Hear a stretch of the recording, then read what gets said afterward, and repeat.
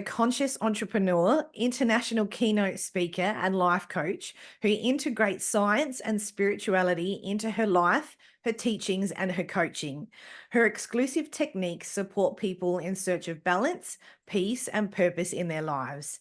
A shamanic practitioner, she uses her profound knowledge of ancient wisdom to call on healing and transformative energies to assist her clients and students gain clarity and access their power and make profound and lasting changes in their lives. Pauline, welcome. Thank you for joining me on the show today.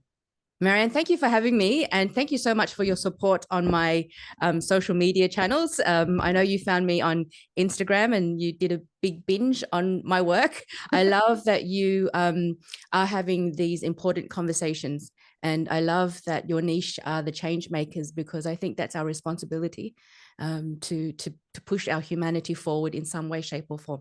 Thank you. Absolutely. You're welcome. And I was thrilled to connect with you. It was a no-brainer when I saw your content. It just, stood out a mile away. And your story in particular is one that was so intriguing to me. It's a story of survival. And I want to make sure that I've got this right. I read that you escaped war-torn Vietnam as a toddler, and then when you made it to Australian shores after a year in a Thai refugee camp, you escaped.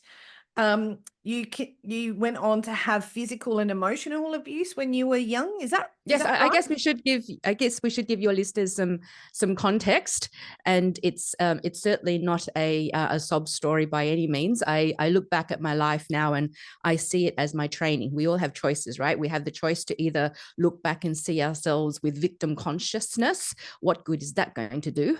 I believe that the life we live must be the lessons that we teach, and in order to teach anything, we have to have learned the lessons, right? And so I look back at my life and I see it as my training. So some context, we are refugees. My father, along with two other families, built a boat and we escaped from the center of Saigon just after the Vietnam War. My father had to escape because if he were caught, he was a lieutenant in artillery, he would risk, he didn't mind dying. What he really did not want to do was be put into the re-education camps where they would brainwash the soldiers. And so there were 3 families all up, 6 adults and 6 children. The women and children were below deck. We spent 9 days out at sea. He was armed with only a rudimentary map and a compass to guide him. And we were the first to escape Vietnam. So we escaped at a time where the Thai pirates had yet to catch wind of the bounty that was going to be apparent at sea. And so we escaped the rape, the pillaging, the murders. Many of our countrymen and women weren't so lucky in the waves that escaped Vietnam after that. There are some horror stories from that. So many of those who escaped Vietnam at that time haven't really recovered or resolved the post-traumatic stress that they've experienced. So 9 days out at sea, we spent a very difficult year in a Thai refugee camp. We were only meant to be there for a few months. We were there for a year. It's where my mother gave birth to my brother Luke. And in 1978, Australia finally accepted us. The Fraser government at the time housed us at Westbridge Migrant Hostel. And my father took on 3 jobs. One of those jobs was working the graveyard shift from 2 p.m. to 2 a.m. And so they gave him all the jobs that nobody wanted. At the time, also coming to Australia. So my father, I was 3 years old at the time. My brother Lewis was 2. So there were 2 young children, 1 newborn, and my mother who was sick with tuberculosis. So he had all this pressure, as well as all the trauma that he was still carrying from the war. His job was to go back to the scene and count the dead bodies after a kill. And then coming to a new country with no house, no money, no language. We literally had nothing. And at home, he was always angry and he would yell at us. He would scream at us. Sometimes he would just smash things. And we didn't know at the time, and neither did he. He was suffering terribly from PTSD. And I remember he'd wake up in the middle of the night with the horrors of war still haunting his dreams. And he had nowhere to dump his anger but on us kids and on my mother. So growing up for us was full of violence, physical violence, as well as mental abuse, emotional abuse, spiritual abuse. We also were severely beaten if we got bad grades at school. My father was determined to raise 4 high achievers. He wanted to make sure that the sacrifices he and my mother made were honored. He also was bitten very deeply by the entrepreneurial bug. And growing up, we moved to the outer western suburbs of Sydney, where a lot of the community had rested there. And so a lot of his mates had opened businesses. They worked so hard. And my father had a video library, an ice cream parlor, a restaurant, a cafe, as well as a driving school on the side. And us kids provided the child labor. I learned to work at a very young age. I started working full-time and school full-time at the age of 7. So my life was working at the restaurant, making ice cream, making coffee, going to school, going home, doing our homework, and that was it. So we never really had a childhood. And on top of all of this, we had to get good grades as well. Otherwise, we were beaten. And I ran away from home at the age of 16, 17, and I spent many years hiding from my father. I was determined to prove him wrong. I was determined to make something of myself. So I got a BA in communications degree. I put myself through university. And because of all that training I had growing up, I landed jobs in some of the most prestigious restaurants in Sydney, working under the tutelage of some very famous chefs and sommeliers. And because my father had instilled into us a ferocious work ethic, I knew what working hard was all about. I also, because I was trained at such a young age, I was also very good at selling. And so I was, it was the same at school. I was often the favorite because not only was I fast and efficient, I was also very good at the skill of influence. And during this time, as most people who have really had a firm grasp of hospitality, it was a lot of partying as well, you know, putting myself through university, working the hospitality shifts, and we'd still be buzzing after work. And so you'd go out and you'd party on your days off. And so I was a very naughty girl in my young 20s. I was quite the rebel and hanging out with Sydney's rich and elite and influential. And it was such a profound time because I was working hard, I was having fun, and I grew up. We didn't grow up in poverty, but we grew up with not a lot of wealth. We worked really hard. It was all about hard work, you know, and then being, you know, having escaped Vietnam and as refugees. And I just found this new world that was fueled with sex and drugs and status and indulgence. I just found it so profound because amongst all these frivolity and partying and fun, there were some deeply, deeply unhappy people. They were so incredibly unhappy. It was almost like they were staring into blank space so much of the time. And my biggest question at the time, which really paved my my journey and my questions, not only for myself, but for these people was, wait a minute, how come they're unhappy? They don't have to face the daily struggles that my family faced when we grew up. They don't have a right to be unhappy. My family had a right to be unhappy. The people who escaped Vietnam had a right to be unhappy. You guys don't have a right to be unhappy. Why are you unhappy? And so this stark contrast left me questioning all the time, how come you are ill content with life? You should be so very happy, right? And so that was, then I started my journey of being, asking the question, can you be deeply spiritual as well as have material wealth at the same time?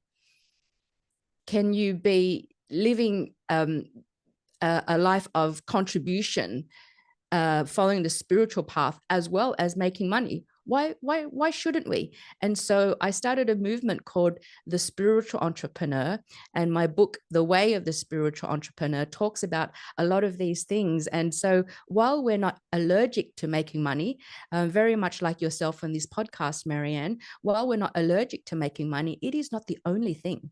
It is not the only thing. And so I started traveling the world, and I learned from a whole lot of spiritual teachers throughout Asia and India and Europe.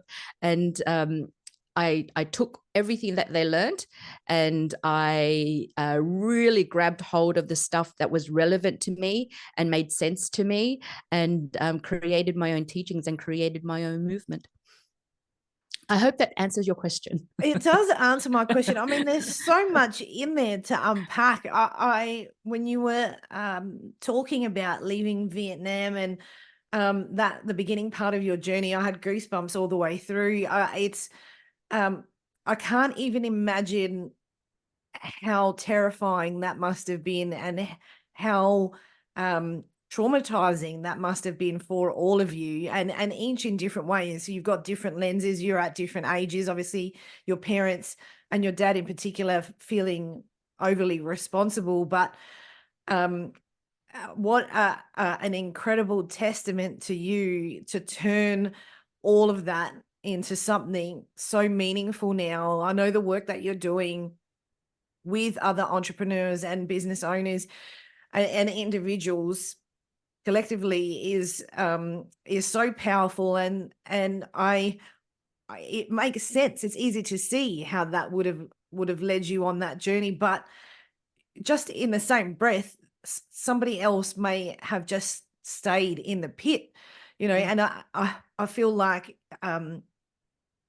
we all do, we have a choice in how we're going to share that story and what we're going to tell. And even though I started your first question with, your story is about survival, I also understand that you don't rest just on that story. There is so much more to your, initial experience, and how all of that has come together to fuel such a big passion. And an important passion as well, to help transform and change this world. And that's why you are a change maker. I have to say though that it's not about survival. Yes, I did survive, but the way of the spiritual entrepreneur is taking survival to thrival. Yeah. Because we're here on this earth to do three things. We're here to firstly evolve. We have to evolve. Are we deliberately living a life by design, a life by evolution, a life of growth and fulfillment? Or are we living a life by default? The second thing we're here to do is to push our humanity forward in some way, shape, or form. To push our humanity forward in some way, shape, or form. That also means you have to start designing your purpose. And so to have this path of, what are my talents? What talents do I have that will benefit my humanity? And how can I use those talents to be of service to the world?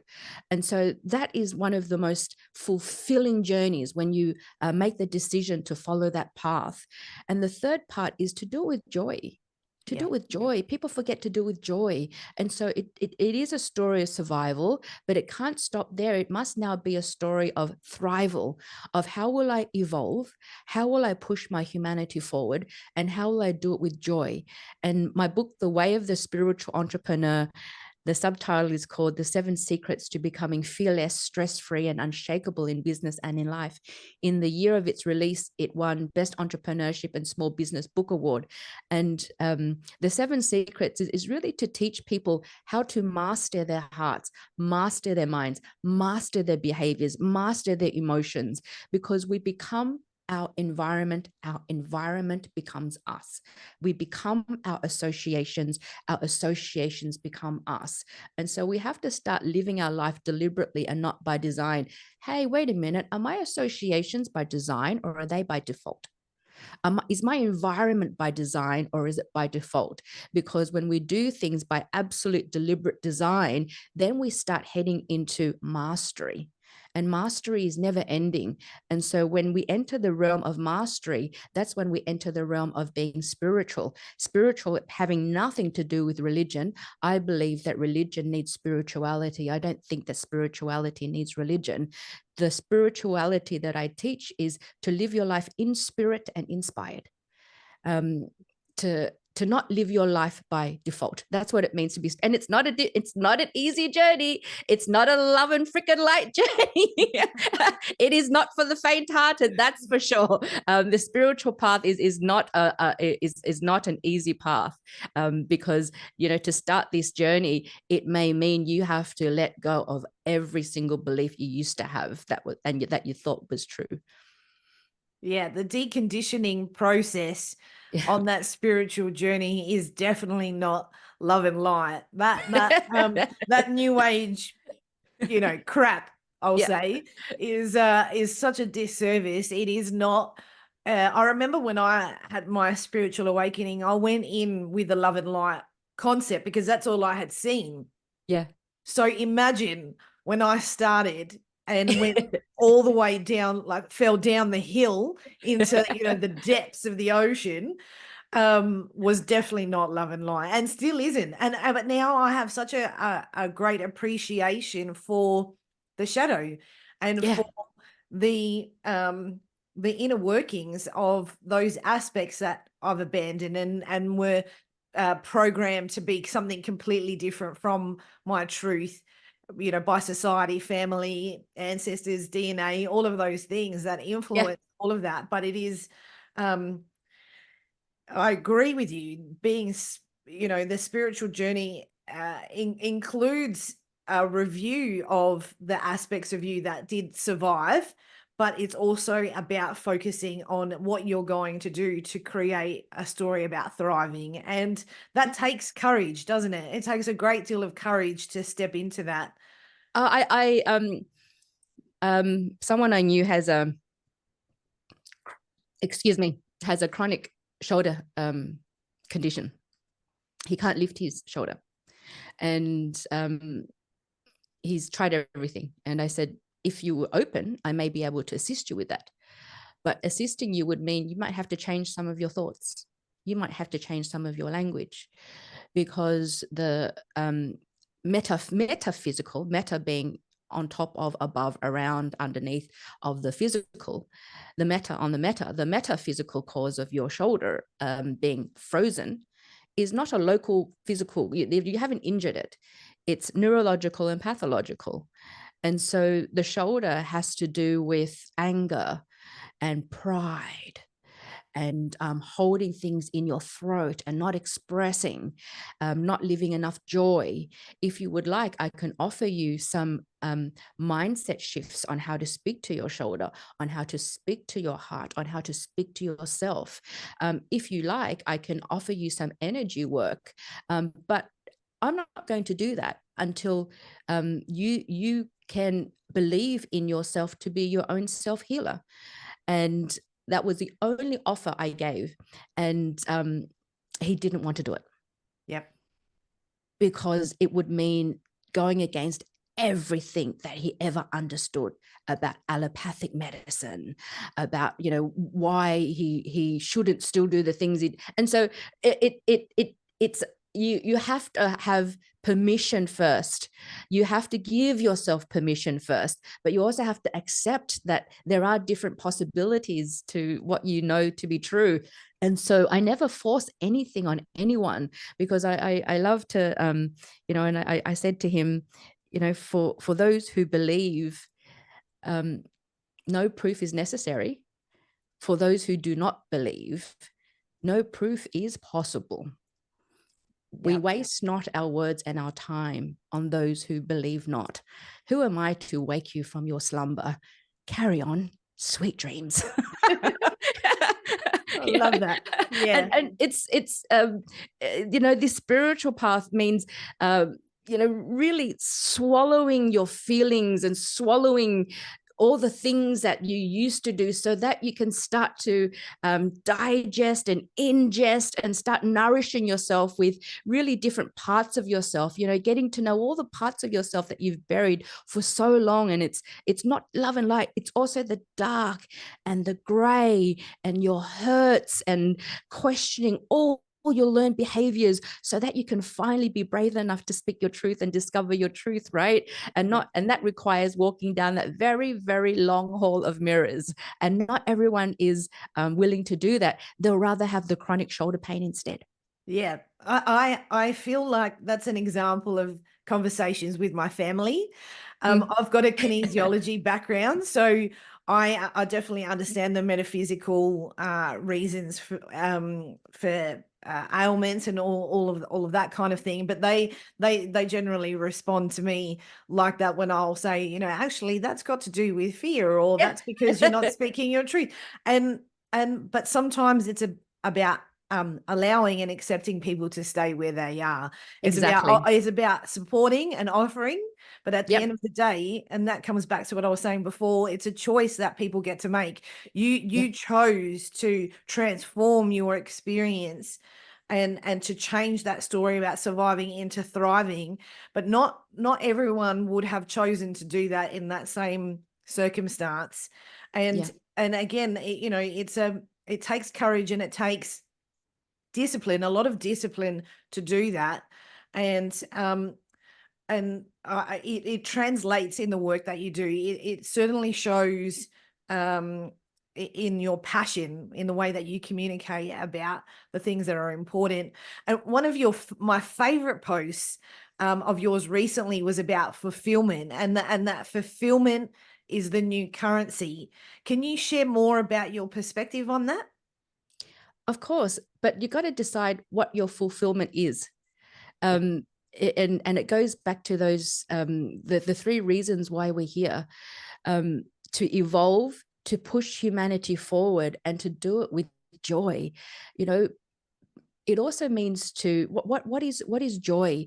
Joy is not this fake, oh my God, that's not spirit. Spirit is centered.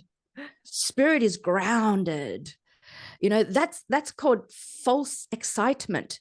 Spirit is enthused. It's a grounded, centered enthusiasm.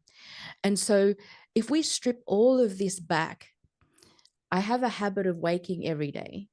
Before I get out of bed, I appreciate how beautiful my sheets feel on my skin, how firm my bed is, how glorious the sounds of the birds chirping outside are, looking outside my window and seeing blue sky or not so blue sky. Okay, Pauline, have you flooded yourself with the elixir of joy? Okay, now you're ready to manifest, you're ready to create, rehearse your behaviors for the day. Only then will I get out of my bed.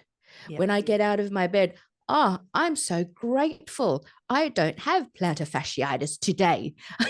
My perimenopause is actually okay today. I'll go out, I'll open my windows. Hello, beautiful day. I'll turn on my shower. How glorious it is to have instant hot water. How wonderful it is to have this glorious shower using all my amazing toiletries. I walk down, I open my front door, invite the day in, open up my house. I'll make my coffee with my favorite coffee filter and I open my drawers. How wonderful that my drawers open so smoothly. Oh, I love you, my house, And so that's fulfillment. Yeah. That's the new currency. That's even the small daily stuff. Can you imagine if you filled your whole day with that sense of joy? Joy is the subtle things, the beautiful smell of a flower, that the leaves rustling outside on big old tree outside my balcony. That's joy. That's fulfillment. And then you go and talk about the big stuff that we're doing to change the world and to uplift the human spirit and to push forward humanity. And so we're not only fulfilled in the little things, but then we work towards fulfilling ourselves in the big things as well. And Can you imagine if everyone walked through their day like that? We'll all be, we no longer speak to ourselves as if we're victims, but we're all beneficiaries. We're all beneficiaries. Yes, and it would be calm. Imagine how calm everyone would be, and Yeah. how much slower things would be as well. It'd be slow, and people would be taking in and being present with the Yeah. here and now. That's what it feels like to me when I think about that. And you're right. Joy is not that hyper No. celebratory thing. It is um grounded, it's anchored, it's calm, it's gentle, it's so gentle. Because And only then can you notice the small things, that's right, but the it's all small things. the gentleness is, I think, what makes people feel uncomfortable. They don't want to be in that gentleness, because that means then having to feel some other things that might feel uncomfortable. Or feeling things that they're not used to. Some Yeah, people love to be angry because they're addicted to that emotion and they don't even realize that they're addicted to it. And so they walk around finding things to be angry about. Angry people are very skilled at noticing all that is wrong.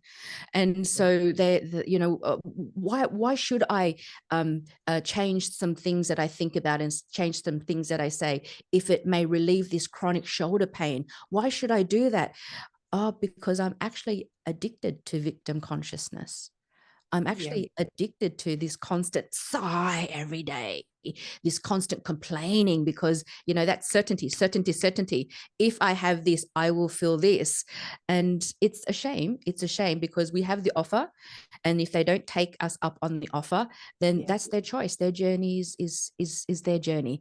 But so often it is because they are addicted to the hormone of that emotion, and they're not even realizing that they're actually addicted, that yeah. their And that, journey is their and journey. yeah, and it's usually connected to other addictions as well, Mm. which is why numbing out is such a big theme in our society. It's something that's so common, because all of it starts to link. All of the behaviors start to link up.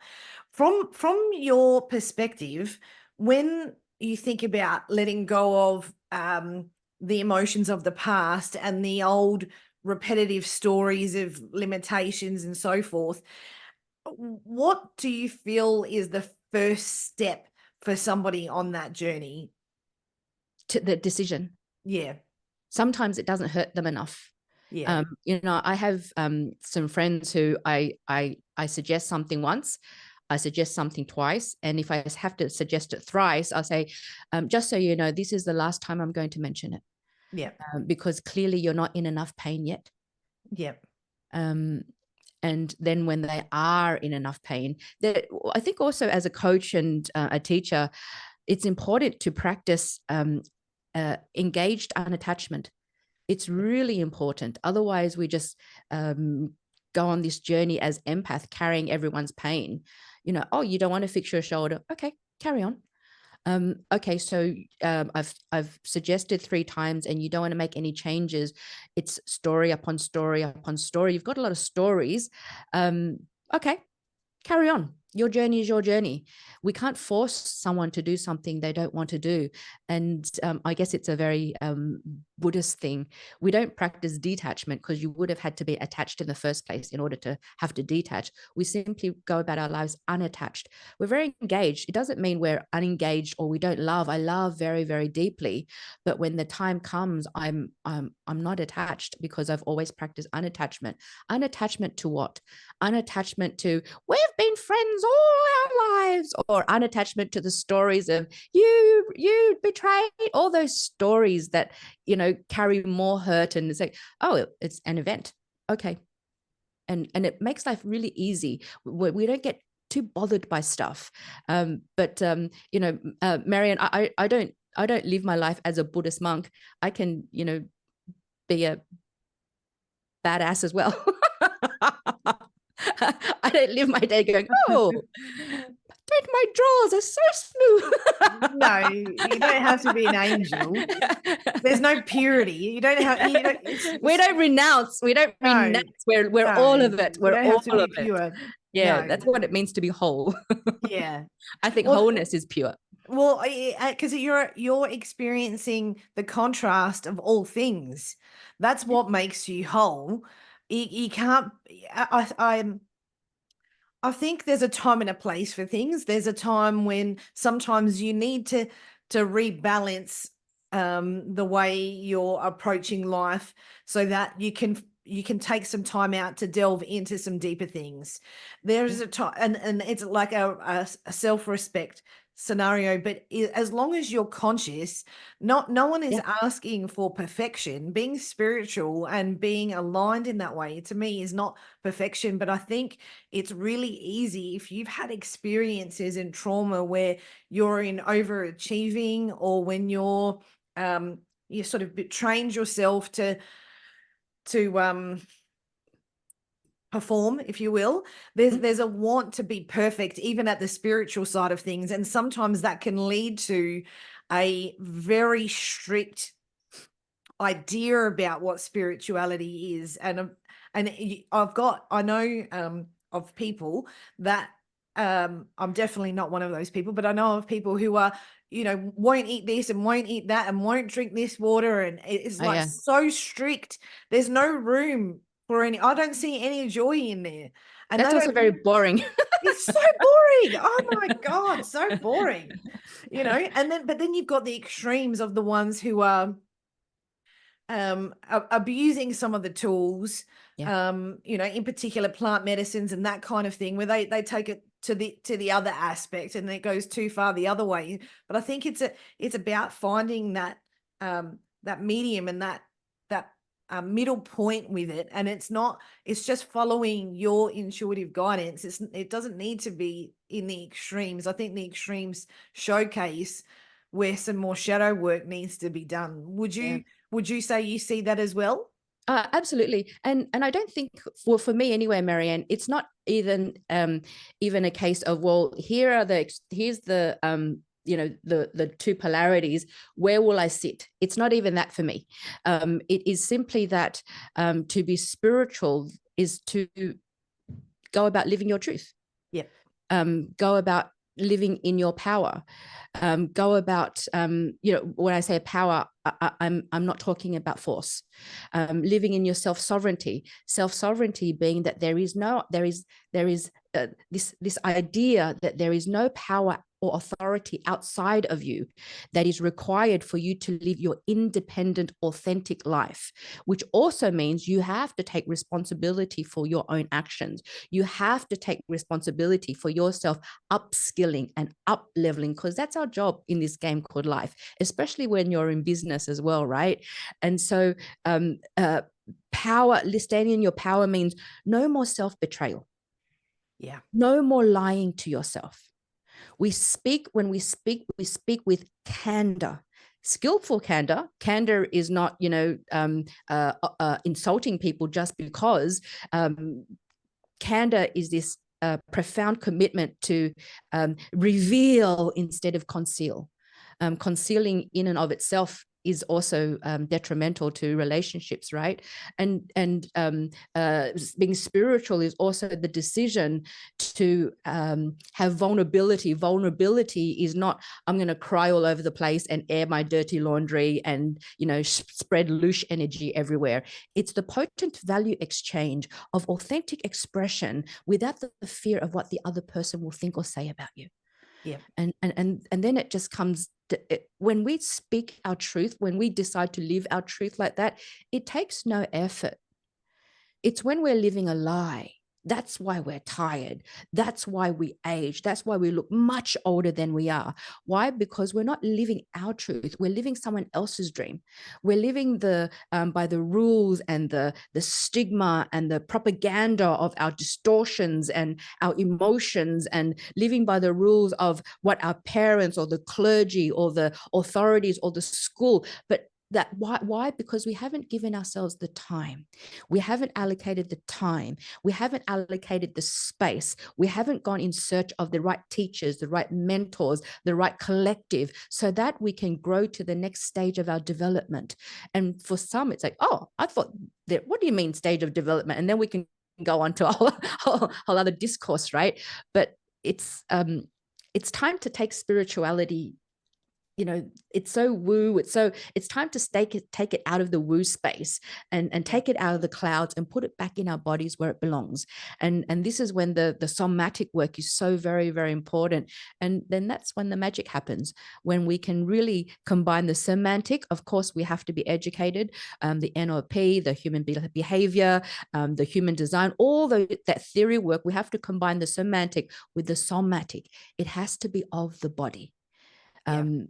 Breath work, emotional freedom technique, qigong, yoga, grounding. We have to bring it back into our bodies so that it can be tangible, so that we can start changing our biochemistry as well.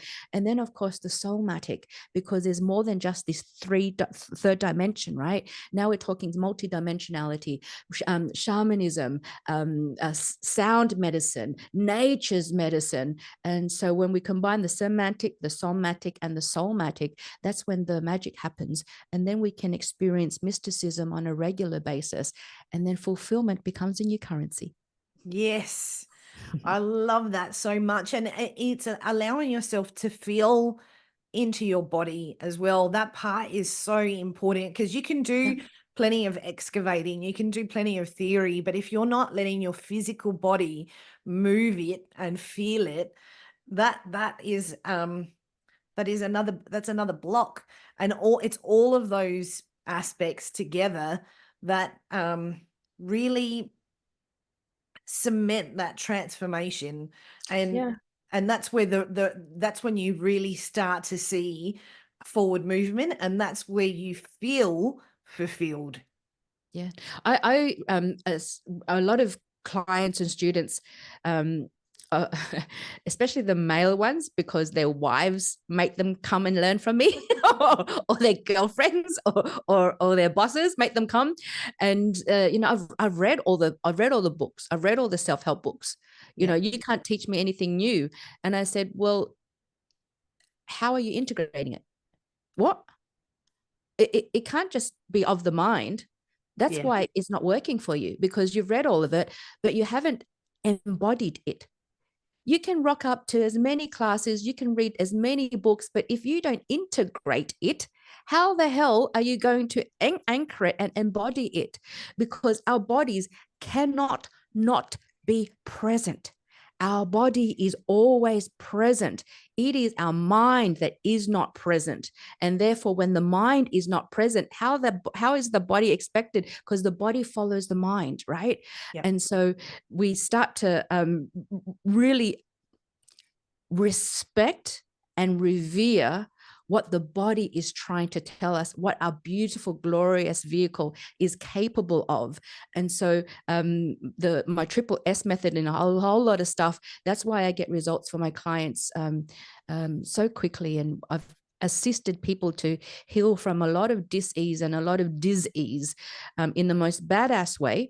And it's not freaking love and light, but you have to take absolute personal responsibility for your own journey. But it can be a joyful, very naughty, very sexy and fun one, or one that is very torturous for you to do it alone. But you have to integrate it, because without integration, it's just lip service, really, isn't it? Yeah, it absolutely is. And when you look at healing as a whole, the integration part, that integration part is just as important as having all the information. The two go hand in hand together. And I feel like, and I'd be interested in your opinion about this, there are a lot of coaches and healers out there that don't understand. They're missing the aspects of integration, that there are components of shadow work that's being missed, and the integration part, that I feel like people end up sort of stuck in a loop. So they go on the journey for healing, but then they get stuck in this loop of continuous excavating. Have you noticed that as well? Yeah. Otherwise, you just become a healing junkie, right? Yeah. You just become a healing junkie. And so, the spiritual path is peeling back the layers of conditioning. But first you have to accept. This is the first part, is some of the hardest part. Acceptance of what? Can you accept that everything that is in your life, everything from your partner to your friends to your job to your health, everything that you have attracted has been a vibrational match, a frequency match to what you've been emitting. Can you what do you mean this divorce I've attracted? There we go. There's the first piece of resistance. You have attracted every single thing in your life. I'm talking about a grown-ass adult now. I'm not talking about, me attracting, a violent upbringing when I was a kid. I was still under the care of someone else. I'm talking as a grown-ass adult. The acceptance is the first part. Oh, holy shit. Okay. You mean I've attracted everything that is in my life because it's a vibrational match to the frequency that I've been emitting? Yes. How does that feel now? One, you'll either feel in a lot of pain because we're still doing victim, or you just get to develop that little bit more and you get into co-creator consciousness. So if you're saying that I created all of this, I attracted all of this by the words I speak, by my associations, by my environment, by the actions that I take, by the energy that I emit. If I caused all this mess, then I also have the power to fix it. And then we start the work. And then we start the work. That first part, that acceptance part, that is the hardest part for many, many people, because they can't handle the truth. But it's as cliche as it is, the truth really does set you free.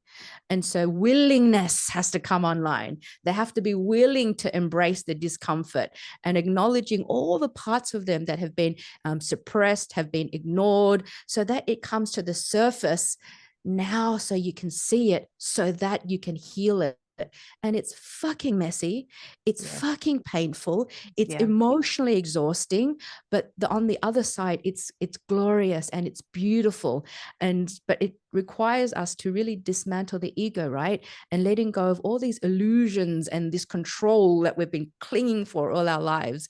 And the love and lighters won't tell you about that stuff. No, they'll tell you, it's peace, love, mung beans, and let's pull out some more tarot cards and more crystal balls, and it's all that stuff that people abdicate to, and that's not what this spirituality that we speak of is all about. Yes. Do you find when you're working with business owners, especially in the corporate space and entrepreneurs, that they have a lot of resistance to accepting that their internal work is creating the external issues? Yes. And so when before I start work with someone, I have them fill out quite a ninja questionnaire, and it already tells me if they're still in victim consciousness or they're ready to get into co-creator consciousness. And that's when we do the work, because I don't like to have clients who I dread seeing. They're not ready to change. I'll recommend them to a therapist or someone else, because I need the joy in my life as well. I want to work with people who give me permission and who've given themselves permission. There are people in my life who are close to me who I can't speak with because they still hold on to it. They're holding on to the holding on to. They don't want to let go of that identity, the identity that of suffering. They've chosen to suffer, and so it's almost like a faulty GPS every time I see them, and I put a big bubble of love around them, and I carry on my day, carry on with my day. And so when you're helping them surrender to the fact that, and I think you've said this, your business problems are a result of your inner problems. Is there an acceptance and an understanding that that's what's happening? They won't. The phrase is, people don't have business problems. They have personal problems that reflect in their business or manifest in their business. And so we can have the same business with the same with 2 or 3 business partners, and one business partner completely understands all the difficulties of the economy, the staff difficulties, cash flow, all of that, but they can still see the possibilities. They can still see the potential. They still choose to live their day in spirit and inspired. Okay, rather than spending the next 3 hours complaining about how it's not going to work, can we spend the next hour or so talking about the possibilities, finding the solutions, not being a part of the drama triangle over and over and over? Or, and then you can have the other business partner think that life is absolutely shit. Their world is terrible, and they're about to throw in the towel, and they're about to do that. And so that's when you cannot say to that person, you cannot say to them, well, you realize that your internal ecology is a direct reflection and direct projection upon your external kingdom, right? They'll just tell you to fuck off. For those who do not believe, no proof is possible, right? And so they're holding on to that identity. But I love it's like the purpose of ego. The purpose of ego, they're holding on to their ego, right? The purpose of ego is security. The nature of ego is insecurity, because you wouldn't be holding on to if you were secure, right? So the purpose of ego is security, but the nature of ego is insecurity. However, the destiny of ego is surrender. Yeah. That's ego's destiny. When you understand that, you got to okay, that's what the spiritual awakening process is all about. It's not a caress. It's not love and light. It's like a big bucket of ice water thrown on your face, or a big fire hose. You go, okay. But we've got to wake up to the distortions that have limited us, right? The propaganda of our distortions. But how are you helping them surrender? Because we do similar things. Our work is similar, but how are you facilitating that surrender that they are potentially, in some cases, more often than not, chaos creating within their own business? Maryanne, I don't. Yeah. I don't. They are not my clients. Yeah. They are unwilling to change. Yeah. They simply want to trauma bond. Yeah. They are not my clients. And so I don't assist them because I can't. And I don't really want to have it an unpleasant journey for either of us. I will recommend them to someone else. And so my methods are very different. I don't make anyone do something that they don't want to do. It's like, okay, so your wife put you up to learning from me. Your wife's amazing. She accelerated so fast. But to also understand that, come back when you're ready to let go of a lot of your stories, a lot of the stories you've been telling yourself about yourself and believe. Only then can we start this journey, because permission has to be given on both sides. But I will tell you this though, the main cause of divorce, the main cause of friendships ending and relationships ending is that one party outgrows the other. Yeah. So you got to make a choice, mate, whether you're going to keep up and grow with your partner or not. Yeah, absolutely. And it's one of those things that it's business critical. When you're working with somebody, you want to know that they are willing to take responsibility for the actions around them, whether it's in their personal life or in their workplace. It certainly makes things easier to work with clients like that. When I was practicing as a kinesiologist, I'd only ever work with clients who are in complete surrender, and for those who weren't, I wouldn't even have them. They wouldn't even get onto the table for me to start working. We would just have the whole session was a conversation, because I'd have to challenge them to break them down and give them the opportunity to do that. But in some cases, they just weren't ready. And so I'd have to send them out the door and refer them to somebody else, because it would have removed my joy as well. And Yeah, so and I can, everyone's wasting time, everyone's wasting money. yeah, exactly. And because integrity is so important to me, Yep. there was no way I was going to continue to take someone's money and keep them in that addictive loop. Yeah. I didn't want to have that experience. So I can certainly understand that perspective. In your opinion, what is the best way to navigate the un um the navigatable future? We've got a lot of uncertainty coming through. We're seeing chaos here, there, and everywhere. What is your suggested approach?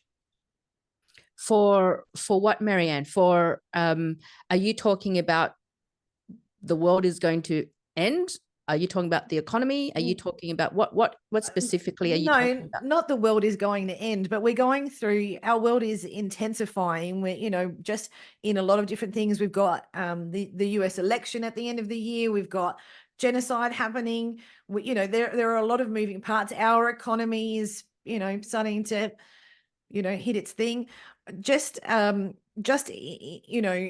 there is a lot of uncertainty about how, like, where we're going to land. So Yeah. for those who are concerned or in that space, what do you feel is the best way to navigate forward for those who are spiritual and might be sort of getting the wobbles, let's say? What would you recommend, and how would you encourage them to come back to what they need to support themselves? Okay, so the keywords were uncertainty, support. I also heard wobbly. Yeah. So I'll speak to a number of things. What is certain? What is certain? Yeah. You're talking, we're living in a world of uncertainty. When has it ever been certain, though? Yeah. The only certainty is uncertainty. Yeah. Really, that's the only certainty. The reality is there's everything that you mentioned, the war, the economy, all that stuff. But geez, we are living at the best moment in time. We have food. We live in abundance. You and I personally don't experience the horrors of war. We live in a beautiful part of the world. The more perspectives we can hold, the more free we will become. Again, we have a choice. We have a choice to think, holy shit, there's so much uncertainty. How the hell am I going to navigate this? Or we can ask ourselves the better questions, and then we can get the better answers. And so how can we support ourselves? I love to teach my students to ask themselves 3 questions, and they are deceptively simple questions. The first question being, what do I need to do to feel the way I want to feel? What do I need to do to feel the way I want to feel? Oh, the economy is really tough right now, but I have children to feed. I have businesses to run. I have people to lead. What do I need to do to feel the way I want to feel? If there is a problem today, rather than see, is it really a problem or is it a situation? Because haven't these problems happened before? Oh, I found a solution for it before, therefore it's not a problem. It's another situation. And so we ask ourselves the question, rather than focusing on the problem or the situation, what do I need to enhance? What skill set do I need to amplify? In this moment in time, at that uncertain period, I'm going to need some more courage. I'm going to need some more patience. I might need some more support from other people. So this next question is, do I need to feel more joy? What do I need to do to feel the way I want to feel? I might need to jump in the ocean. I've been sitting in front of the computer for way too long. I'm starting to get annoyed now. I'm starting to get that, angsty because I've been exposed to artificial EMFs for so long. 15 minutes of nature will neutralize 1 hour of harmful EMFs. How about I ground myself to the earth? I'll go walking in nature for an hour or so. I'll go walk my dog. I'll pet him. I'll really, really pay him attention because I want to feel that joy. And now I'm in spirit and inspired to find the solutions, to have more courage, to practice more patience, to have more skillful conversations. What do I need to do to feel the way I want to feel? I've got a real big pain in my shoulder at the moment. I might go get a massage so that I'm not wasting my energy, mismanagement of my energy. I'm feeling a little bit detached from my loved ones. What do I need to do to feel the way I want to feel? I might need to call up my friends or go hug my children. The second question is, who do I need in my orbit to help me to get to where I want to go faster? In these uncertain times, do I need to be more knowledgeable about the economy? Who can help me do that? Do I need to find more staff? Who can help me do that? Do I need to have a workshop or, a riff about possibilities and probabilities and opportunities? Let's call up some people. Who do I need in my orbit to help me to get to where I want to go faster? But in order to do that, you also have to be attractive, right? Yes, looks helps, but who will you attract in your orbit to help you to get to where you want to go faster? With your words. Are your words repelling people? What about the energy that you are emitting? Are you magnetizing or are you repelling? Because if you live in fear and of the uncertainty of the future, if you're in panic, your magnetism, your electromagnetic signature is going to contract. You're going to magnetize fuck all, right? Yes, So who do I need to do to feel the way? What do I need to do to feel the way I want to feel? Who do I need in my orbit to help me to get to where I want to go faster? The third question: what would love do? What would love do? Even the frequency, the vibration of those words already makes me feel solid. It gives me a sense of calm courage. What would self-love do? What would love for my business do? What would love for my people do? And so the three questions really has us in the here, the now, the future, but in a way that's not positive love and light. It's optimism. Yeah. Optimism says, I am absolutely aware of the predicament of the situation that I'm in, but I'm going to, because my life has demonstrated, I am going to find the way. But in order to do that, what do I need to do to feel the way I want to feel? Who do I need in my orbit to help me to get to where I want to go faster? What would love do? And when you have a whole posse of people who ask that question and who think in that way, you have all these people just going in this beautiful creative space, and then you work together, and you know what? It's also fun. It gets fun. And those are some really great ways to not only support yourself, but also activate and access the support of the exterior world as well. And the third word you said was wobbly. Energetically, it's wobbly times. Yep. The electromagnetic grids, the psychic highways. There's a whole lot going on in the world. I'm feeling ungrounded. I'm feeling a bit wobbly because it's wobbly energetics, and it will get more wobbly. But that's the beauty in it, right? How then can I find more calm courage? How then can I practice my practices? How can I be even more grounded? And it's the understanding that it's always going to be like that. And the only thing you have power over is this one, yourself. Yes. That's the influence piece, right? To influence ourselves. Yes, that's so true. And it's not about denying what is, right? It's just accepting what is and then being practical in the way that you approach it. It's about using your tools and your resources and pulling that together. It's about anchoring yourself back into a grounded place so that you can find solutions. You can open up to the support around you. You can open up to genius ideas, creative genius ideas for solutions for things that you might not have seen before. And you're right. It's your energetic hygiene, if you will, is something that needs to come to the forefront. And it's I agree, it is really important for us to keep looking at the different aspects in our toolkit and going, maybe I need something new now. Maybe I need to speak to somebody and learn more. Like you said about the economy, if that's something that's bothering somebody, they can go and do some research, read another book, talk to an expert, an advisor, whatever it is, to bring that calm and that peace within. And I really like I really like that advice. I do.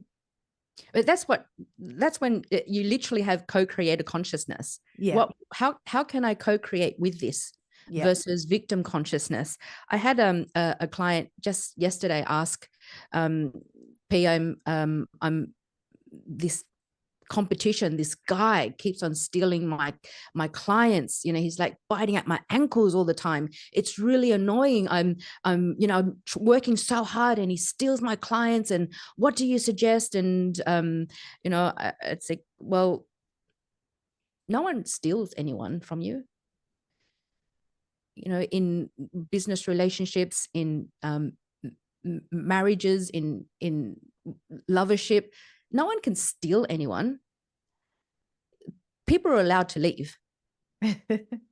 And so it's, if they leave, possibly, more than likely, they're not for you. But also they may seem that they may think that the grass is greener on the other side. It may appear so, or maybe the grass is actually greener on the other side. And so rather than wasting your heartbeats and wasting your breath worrying about the competition, what about self-competition? What about self-insurance? When we become self-competition, we are infinite players. What? You mean I don't have to worry about what he's doing? What a waste of your heartbeats. What a waste of your breath. You ask yourself the better question, you'll get the better answer. What do I have that he doesn't? What am I good at, and how can I make it even better? Do I need to have new conversations, new collaborators? Do I have to come up with a different offer? Do I have to, find new people to maybe even have those secret conversations, right? Build the relationships beforehand. And so now we're in co-creator consciousness versus going victim, victim, victim. Because once we do that, I think the game of business mastery, the game of life mastery, there's always going to be uncertainty. But the game of mastering life, the game of mastering business is the game of mastering influence. And the first person you're going to influence is yourself. And so how can I influence myself to be co-creator? And so I think it's a beautiful competition. It's like, wait a minute, I don't have to worry about what he's doing. I just have to worry about how I'm going to be self-competition, how I can do better the next time, to find more ways to be different to him, that to attract someone. And so I said to my client, they've left you because you haven't made yourself worthy of renewal. Yeah. Whether it be in partnership, whether it be in lovership, whether it be in whatever ship it is, right? Have you made yourself worthy of renewal? Maybe you need to take pause and find how you can make yourself worthy of renewal so that you're not living life by default and you're living life by constant design and evolution. It's exciting, don't you think? It is exciting. And I was talking to a friend earlier about the natural cycles of relationships as well, and sometimes they're meant to cycle away. And that was what you were mentioning earlier on in our conversation about being detached, not being so attached and holding on to things so tightly, because things do change. They inevitably will. And that's an important part of the process. So I agree. And I think it's not just about not being a victim. I think it's just about allowing yourself to acknowledge the worry and acknowledging the concern, because it is concerning. Some of the things are a bit frightening when you see them, but it's about it's almost like reverse engineering what you're going to do about it so that you don't stay stuck in the pit and in the wobbles. And I think that that's really important. When you think about being a change maker, what do you love the most about it? I actually don't think about, I'm a change maker. It's when I get results for my clients, when the testimonials come, that's when those words are used in the work that I do. I'm brought to tears when people have, I've assisted people to heal from cancer, I've assisted from people to heal from some really horrific autoimmune diseases. When I've assisted people to leave abusive relationships, when I see them so sickly, spiritually, emotionally, mentally, physically, and 6 months to a year later, now they are a sexy, hot babe, goddess. We're not talking about survival here. We're talking about thrival here. Yes. That's the change making that gives me the most fulfillment.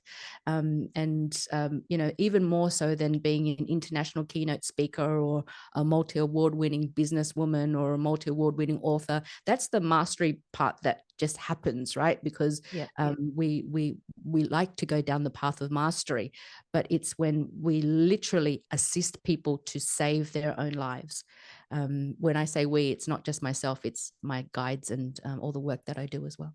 Of course. Pauline, how can the audience best connect with you? Feel free to check out my website. Lots of information there on the multiple hats that I wear. You can contact me through there. For those who really want to amplify or commence their spiritual journey, my book, The Way of the Spiritual Entrepreneur. Otherwise, I'm quite active on TikTok, Instagram, and LinkedIn. Yes. And come to my restaurant. Yes, Red Lantern. If you're in Sydney, please go to Red Lantern. The food is delicious there. Yeah, and it's the most awarded Vietnamese restaurant in the world. It's our 22nd year in business this year. Yes, please go and support them. It's incredible there. Pauline, thank you for being on the show today and for sharing your wisdom on fulfillment, on being a spiritual entrepreneur and all the other things that we spoke about. I knew that we would have a really deep, great conversation, and we did. We absolutely did. Maryanne, the joy was mine. Thank you so very much.